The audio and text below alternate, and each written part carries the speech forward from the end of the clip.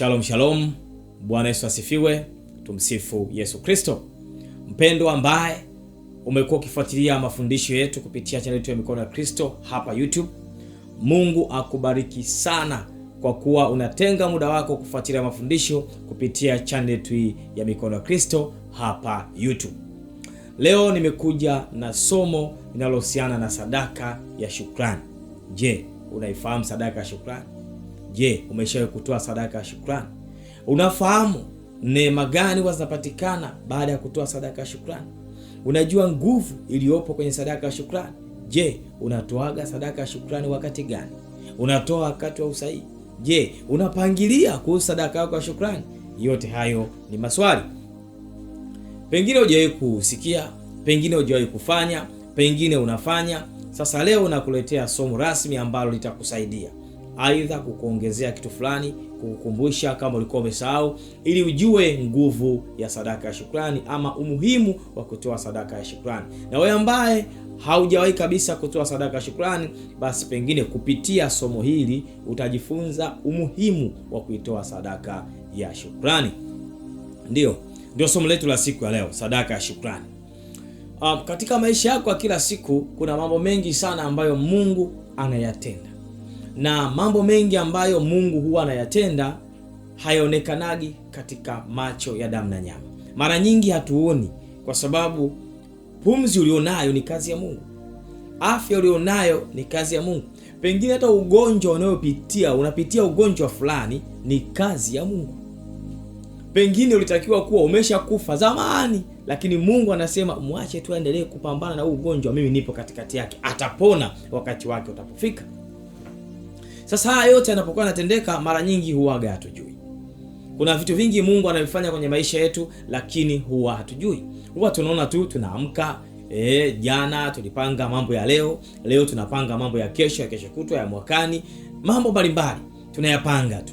Lakini katika ulimwengu wa roho kuna vitu vingi sana vinapangika na kupanguka.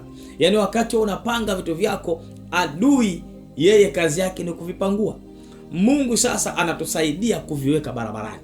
Yaani kila adui akijaribu kupangua, Yesu anatuma jeshi lake, anapanga upya.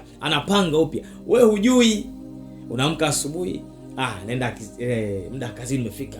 Lete chai, unakunywa chai, unaingia kwenye gari au kwenye daladala, unaenda kazini, unarudi.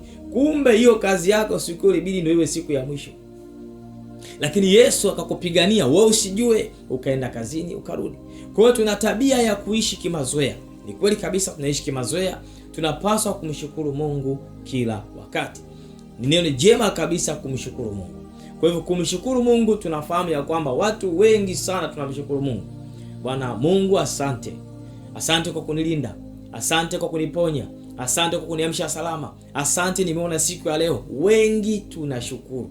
Ni vyema kabisa, wala hakuna tatizo kwenye kushukuru. Lakini linapokuja swala la kutoa sadaka kwa ajili ya kumshukuru Mungu, hapa ndipo ninapotaka wewe upate kuelewa kitu fulani siku ya leo. Sadaka ya kumshukuru Mungu. Inawezekana uliumwa ugonjwa fulani ambao ugonjwa huo ungeweza kukusababishia kupoteza maisha, lakini Mungu akainua madaktari wakatoa tiba sahihi, wewe ukapona. Unapoona mazingira kama hayo, basi kumbuka kumtolea Mungu sadaka ya shukrani. Una mtoto amefaulu shuleni kwako, amefaulu shuleni, ametoka darasa moja kwenda darasa lingine, au ametoka standard fulani kwenda standard fulani, ametoka shule ya msingi anakwenda sekondari, anatoka sekondari anakwenda chuo kikuu, amefanikiwa kwa namna fulani, anatoka chuo kikuu anapata kazi. Yaani kuna magredi mtoto wako anapitia, anafaulu, au wewe mwenyewe unapitia, unafaulu. Unapoona unavuka eneo fulani, kumbuka kuna wenzako hawakuvuka. Usisahau hilo. Yaani wakati unaona unaenda, umemaliza darasa la kwanza ukaenda la pili, mtoto wako kamaliza la kwanza kaenda la pili, kuna watoto waliishia hapo, aidha kwa sababu ya ugonjwa, mauti na changamoto mbalimbali. Hivyo umetoka darasa la 7 umefaulu kwenda sekondari, kuna wengine hawakuvuka hapa. Sio kwamba wewe una akili zaidi kuliko wao. Kuna changamoto tu ziliinuka, hawakuweza kuvuka. Kwa hiyo mshukuru Mungu, usije ukadharau. Uwe na tabia ya kumshukuru Mungu katika hizi hatua ambazo wewe unaweza ukaziona ndogo. Vile vile umemaliza sekondari, umekwenda chuo kikuu, mshukuru Mungu. Umetoka chuo kikuu, umepata kazi, mshukuru Mungu. Kwa nini? Kwa sababu hebu jiulize, ulianza hapo chuo kikuu na wangapi? Mmemaliza wangapi? Okay, mmequalify wangapi? Wangapi mmepata kazi? Utagundua kwamba pengine kuna watu 4 5 walifaulu kama wewe, ama walifaulu zaidi yako, wako mtaani wanabebelea maji, wengine mawinga, wengine madalali. Sio kwamba waliingia kule kwa kupenda, waliingia kwa sababu hakukuwa na chaguo kwa wakati huo, wakaingia kwenye kazi zingine. Sasa itategemea huko waliko, kama wataona baraka ni kubwa zaidi watakaa, hatakuwa na haja ya kuangaikia kitu kingine. Lakini jiulize, hao uliosoma nao leo wapo huko, na wengine wako nyumbani, wengine wameishia kufanya kazi za kawaida sana, miaka 2, 3, 4, 5 mpaka mtu ajikatia tamaa. Wengine wapata msongo wa mawazo, wamejiua, lakini wewe upo kazini. Umeshawahi kumshukuru Mungu kwamba Mungu kweli hapo alinivusha katika mazingira kama hayo? Mungu alinivusha, niliona.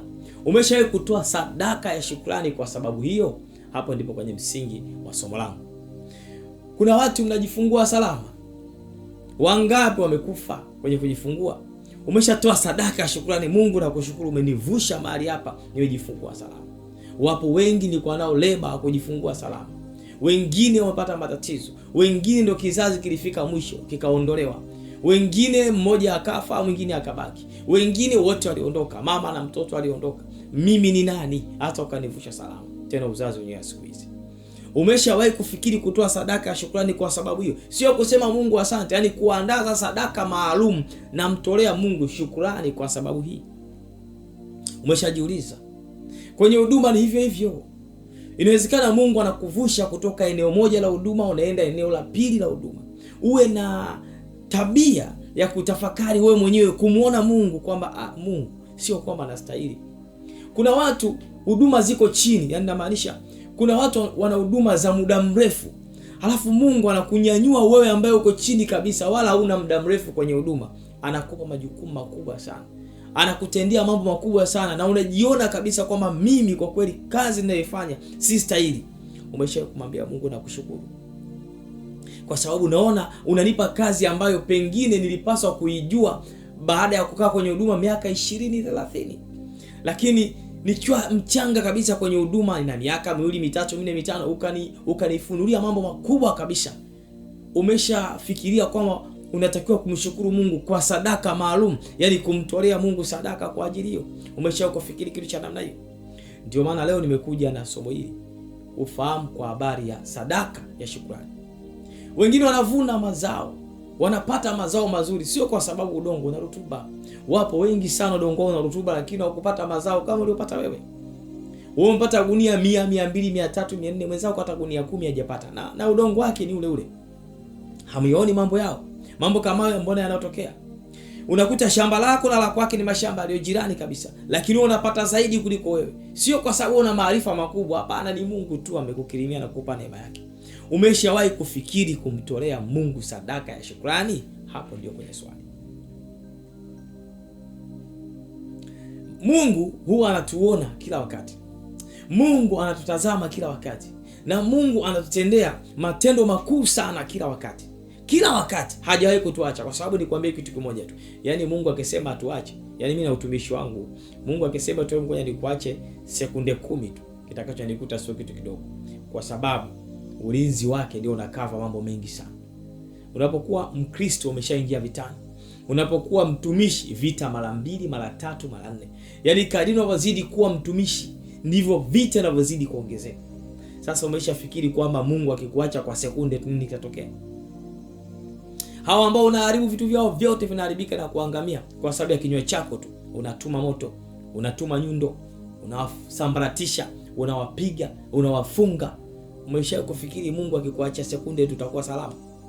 Lakini pengine uaga hatuoni. Tunaona kama ni tunastahili hivi, yani kwamba nastahili kulindwa, nastahili kwa hivi nilivyo, lakini hapana, ni Mungu anaamua kutulinda. Sasa mara nyingi Mungu haoneshi kila kitu. Mara nyingi Mungu anapofanya kazi ya kutulinda, vitu vingi huwa anaficha. Sasa inaweza kufika wakati Mungu akaamua sasa, Yesu mwenyewe anaamua kujifunua kwenye jambo lako fulani. Labda ulikuwa unahitaji kitu fulani, una kiu nacho, basi Mungu anakutendea. Vile vile inawezekana ulikuwa wala haujui chochote, wala hauombi hicho kitu, lakini Mungu anakutendea kwa namna ile ambayo anataka kukutendea. Yesu anainua watu, wanakupitisha mahali fulani, unanyanyuka. Hata kama haukuwa na maombi hayo, lakini Yesu anaweza akatenda akakunyanyua. Sasa hapa ndio mara nyingi watu wengi ndipo wanapotazamia kuona kwamba wameuona uso wa Mungu, na wimbo unaingia, ameniona, ameniona, ameniona, ameniona. Watu wengi ambao wanaona Mungu amewatendea kwa wakati huo, ndio wanaona kama Mungu amewaona. Lakini ukweli ni kwamba wewe Mungu anakuona kila siku. Kila unapoitwa leo Mungu anakuona, sio anakuona tu, anakutendea mambo makubwa sana, isipokuwa akwambii. Ila pale unapohitaji jambo lako alafu likatimia, ndio unahisi kwamba Mungu amekuona. Siku zote alikuwa anatafuta namna ya kukuona. Hapana. Mungu ameamua kukutendea lile ambalo wewe ulikuwa unalitafuta kwa muda mrefu. Na si hilo tu, watu wengi wametendewa mambo ambayo hata hawakuwa wanayatafuta, lakini Mungu amewatendea. Sadaka ya shukrani. Kwa hiyo unapoona umetendewa jambo fulani, unapoona katika maisha yako tukitulia kwamba jambo hili sio la kawaida, hapa nimemwona Mungu, hapa nimemwona Yesu mzima mzima, ninakwenda kumtolea Yesu sadaka ya shukrani, kwamba ninakutolea kiasi au mazao haya kama sadaka ya shukrani. Toa tu, yaani huyu wa kutoa, kwa sababu Mungu anapendezwa na shukrani. Mungu ni Mungu wa sifa, wa kusifiwa, na Mungu ni Mungu wa kupokea shukrani. Yaani sifa na utukufu ni za kwake, sio lazima aombe, lazima kumsifu, na utukufu ni wa kwake, tunarudisha kwake. Ndio maana kila kazi tunayoifanya, kazi za mikono yetu, hata uponyaji, hata uponyaji ni wa kimiujiza kiasi gani, tunasema sifa na utukufu zirudi kwake, sio kwangu mimi mtumishi. Mimi si lolote, mimi nipungue, yeye aongezeke. Tunaelewana vizuri? Shukrani ni vile vile. Hamkuona wale walioponywa ukoma walikuwa 10. Mmoja aliporudi, Yesu alisema nini? Wale 9 wako wapi? Ingelikuwa si jambo muhimu, Yesu asingeliuliza. Yesu asingefanya nini? Asingeuliza. Ila kwa sababu ya uzito wa lile jambo, akauliza wale 9 wako wapi? Ni ishara ya kwamba Mungu anapendezwa na sadaka ya shukrani. Mungu anapendezwa na jambo la shukrani. Mungu anapendezwa na vile unavyoona kwamba ametenda na wewe umetendewa. Ukamwambia Mungu, nimeona kwamba umetenda. Nimeona kwamba umenitendea mambo makubwa. Nimeona kwamba umenitendea mambo ya ajabu. Ninakushukuru mfalme wa amani. Ndicho Mungu anapenda kuona. Ndicho mfalme wa amani anapenda kukiona. Tutakwenda kusoma neno la Mungu. Nilikuwa nimepitia vitabu vingi sana kwenye Agano la Kale, nimeona hiki kitu kipo. Watu wengi walipokuwa wanatokewa na malaika, walikuwa wanatoa sadaka ya shukrani. Gideoni kashafanya kitu kama hiki. Na leo nataka nikupe somo kutoka kwa huyu mtu mmoja anaitwa Manoa. Anaitwa nani? Manoa, ndio. Kwa habari ya uzazi wa Samsoni. Kwa habari ya uzazi wa Samsoni.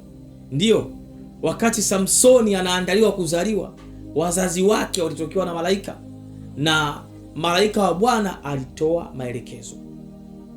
Alitoa maelekezo ya nini kifanyike kabla ya mimba kutungwa, mimba ikitungwa, na mtoto atakapozaliwa. Alitoa maelekezo. Sasa wale wazazi wakasema tumtolee Mungu sadaka ya shukrani, kwa sababu huyu mama alikuwa tasa, alikuwa anajua hivyo. Na Biblia haituambii kwamba alikuwa anaomba mtoto. Inatuambia alikuwa anaendelea shughuli zake za kila siku. Lakini Mungu kwa upendeleo akaamua kuleta uzazi kwa huyu mama, akamzaa mtoto ambaye ndio huyo Samsoni. Lakini hawa wazazi waligundua kwamba jambo hili halikuwa dogo, wakataka kuitoa sadaka ya shukrani na wakaitoa. Wakawiwa kutoa sadaka ya shukrani na wakafanya nini? Wakaitoa. Wewe unatoa nini? Katika baraka zako kwenye biashara unatoa sadaka ya shukrani kwamba mimi biashara nilionayo watu wengi wamefilisika, biashara kama hii. walikuwa na uwezo mkubwa na mtaji mkubwa kuliko mimi, wamefilisika, lakini mimi ni imara mpaka siku leo, naendelea kupata faida. Umesha kumwambia Mungu, nimeona uso wako katika biashara hii, toa sadaka ya shukrani.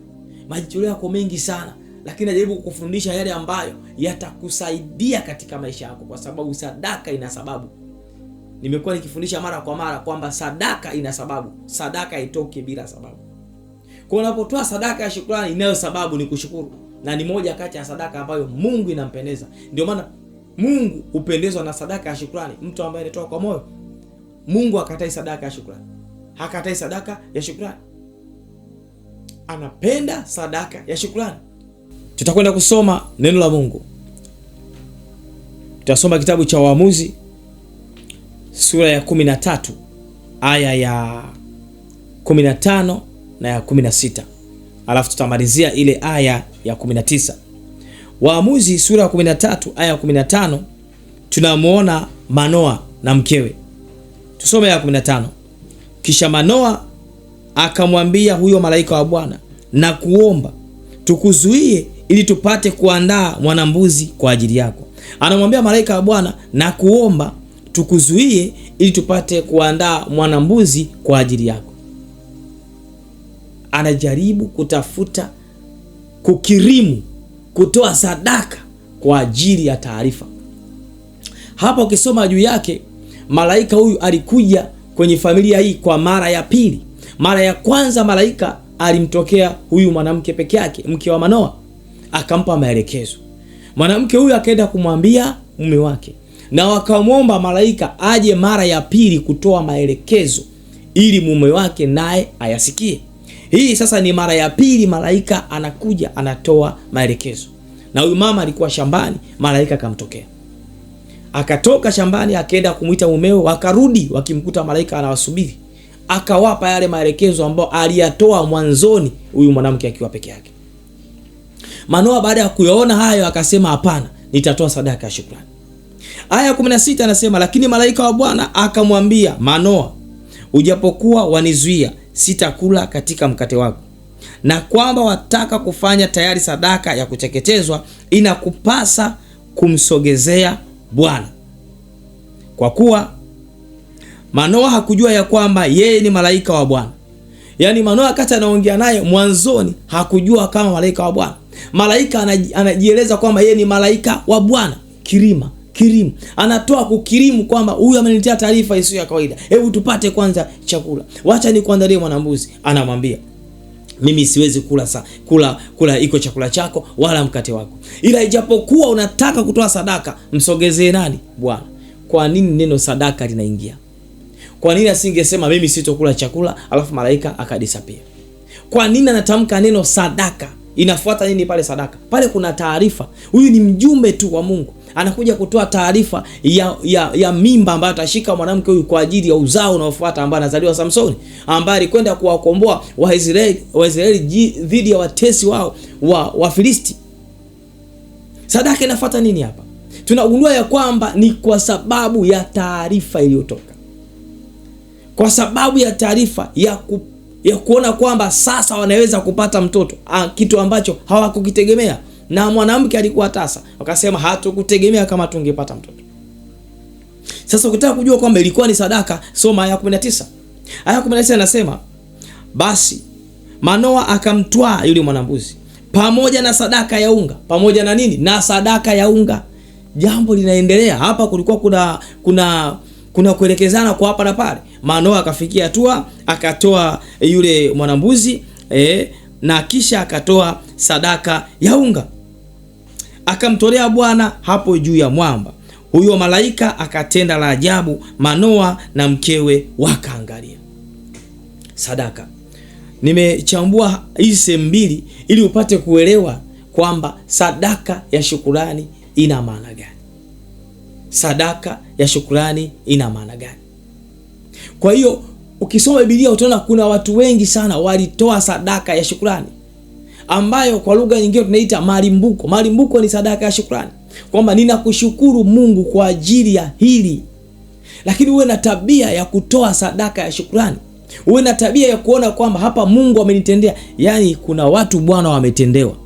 Kuna watu Bwana wamebarikiwa, kuna watu Bwana wameinuliwa, lakini kitu kinachoitwa sadaka ya shukrani hawakijui. Wanatoa zaka vizuri, wanatoa sadaka zingine vizuri, asante Mungu, lakini sadaka ya shukrani, nimekuambia sadaka hutolewa kwa sababu sadaka huwa inanena, sadaka huwa ina majibu. Ndio maana hata Kornelio aliambiwa sala yako na sadaka zako zimefika mbinguni. Kwa nini? Sadaka ina maelekezo, sadaka inajibu. Inawezekana Kornelio hakuwa anaomba chochote, lakini alikuwa anatoa sadaka, na Mungu akachukua sadaka ikambadilisha Kornelio. Kwa hiyo vivyo unapotoa sadaka ya shukrani, haiwezi kwenda bure mbele ya Mungu. Lazima ije na majibu fulani. Lazima Mungu atakutendea kitu cha pekee sana. Sio lazima ukione, lakini maisha yako yanaweza kubadilika. Unaweza kufikiri ni kawaida, maana sio kila kitu Mungu anakileta moja kwa moja ukakiona afu kaanza kuimba nyimbo ameniona. Kuna vitu vingine Mungu anakutendea. Inawezekana biashara ikakuwa kwa ghafla, ukashangaa faida ilikuwa ni kiasi kadhaa, unapata faida mara 3 au mara 4. Usiweze kuhisi kwa haraka haraka nini kinatokea. Kumbe kuna sadaka ya shukrani ulitoa ikampendeza Mungu, na Mungu akaachilia baraka bila kukwambia. Sadaka lazima iongee. Sadaka ina matokeo fulani. Sadaka yote inanena sadaka. Kwa hiyo jifunze kutoa sadaka ya shukrani kila unapoona kuna jambo fulani umevuka sio la kawaida. Na mambo mengi tunayafanya sio ya kawaida, isipokuwa maisha yanatufanya tuone kama ni vitu vya kawaida. Wangapi wameamka leo hawapumui vizuri, wako kwenye mashine ya oxygen, ambapo jana walikuwa na wewe mnaongea pengine vizuri, asikia bwana fulani yuko bwana kwenye oxygen. Tulikuwa naye jana tu masaa machache baadaye yupo kwenye oxygen. Kwa hiyo kupumua kwako tu sio jambo la kawaida. Yaani kuivuta hii pumzi hii, unaona kila kitu kipo sawa, sio jambo la kawaida, kwa sababu hii pumzi imepimwa kiasi gani kiingie, kiasi gani kitoke. Ndio maana ikizidi itakuletea shida, na ikipungua itakuletea shida. Lakini kila siku unaivuta, miaka yote mpaka unaingia kaburi, unavuta tu pumzi ambayo haina mashine yoyote ya kukusupport. Ni jambo kubwa, lakini hatuwezi kuona kama ni jambo kubwa. Ndio maana mtu anaweza akaamka toka kurupuka, kaondoka zake, hata asimshukuru Mungu kwa kumcha siku hiyo.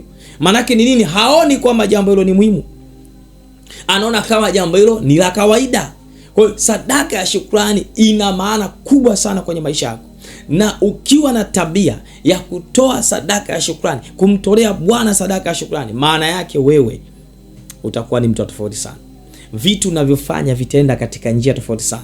Maarifa utakayokuwa nayo hayatakuwa ya kawaida, kwa sababu unapozidi kumtolea Mungu sadaka, ndivyo unapozidi kukaribia uso wake. Unapokaribia uso wa Bwana, ndivyo anavyozidi kukupa maarifa mbalimbali kwa upendeleo, kwa sababu unampenda Mungu. Yeyote ukimpenda anakuwa karibu yako. Hata mwanadamu wa kawaida tu ukimuonesha ule upendo kindakindaki, lazima awe karibu yako. Na akiwa karibu yako, lazima siri zake uzijue. Hata neema alizonazo utazipata.